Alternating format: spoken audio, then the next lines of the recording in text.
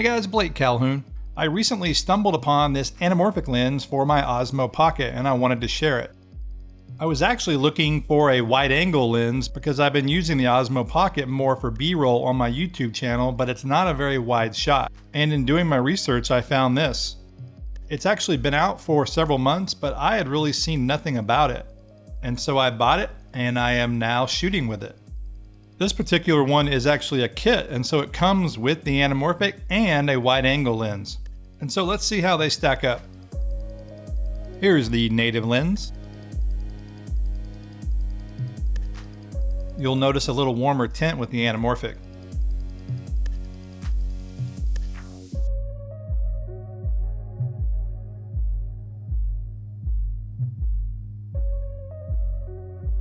Now here's the wide angle, and it is considerably more wide than the anamorphic and of course the native lens.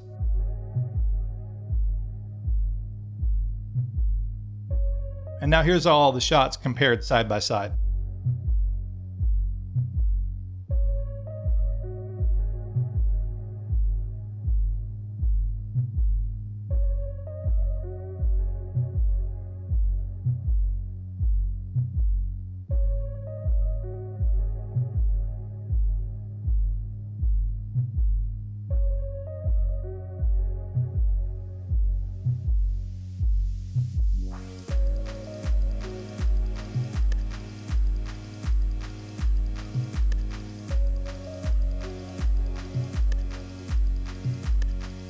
The Osmo Pocket is really a unique filmmaking tool for me. It's one of the few items I bought that actually gets better with age. And that's mainly because of firmware updates, but also accessories. There are now a ton of accessories available for this device, some good and some not so good. And this anamorphic lens I would put in the good category. Now, that's with some caveats, of course. First, let me mention the good, and the obvious one is it's pretty cool to be able to get anamorphic footage on your Osmo. You could use this as a B camera to your larger camera. I use this as a B-roll camera all the time, and so to now be able to shoot anamorphic with this is great. And one of the main trademarks of anamorphic, of course, are flares. And this lens doesn't disappoint there. Another good thing is you can put the lens on before you actually start up the Osmo. It won't mess up the balance. But this is not a perfect lens by any stretch. It is a softer lens, and you can especially notice that on the edges, or in particular on wider shots. Closer shots with objects in the foreground tend to look better. It also warms up the image a little bit. The lens coating affects this. You also have to be really careful because you can smudge these lenses very easily getting them out. They're so small you could also lose them very easily. I'm sure a lot of people will lose these, kind of like with the ND filters. And by the way, speaking of ND filters, you can't stack ND with this. So using the anamorphic, if you're in bright conditions, you're going to have a high shutter speed. So I think using this in lower light, or maybe in the mornings or in the evenings and golden hour, are probably your best bet to get not only a good look, but also better motion blur. And this is kind of a weird one. On the lens, it says it's a 1.33 times anamorphic, which is your standard smartphone style anamorphic squeeze.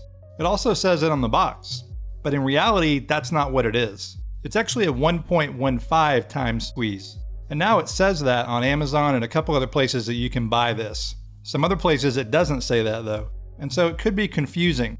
Ultimately, it is not widescreen. It's wider screen, but not widescreen like you might be used to with other anamorphics. So if you're editing in HD, it would be 2208 by 1080. Or if you're editing in 4K, it would be 4416 by 2160. And if you're dropping it in a 16 by 9 sequence, then you would scale it to fit and it would look slightly letterboxed.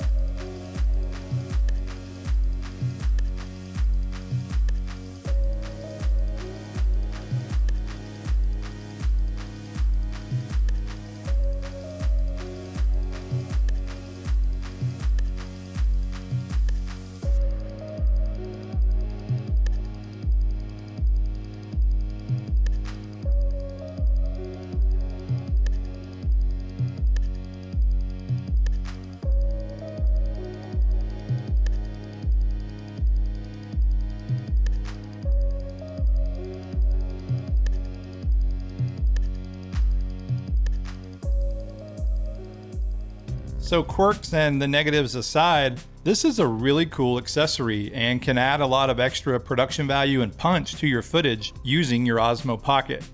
And the other thing is, it won't break the bank. At the time of this recording, the kit was about $60 US.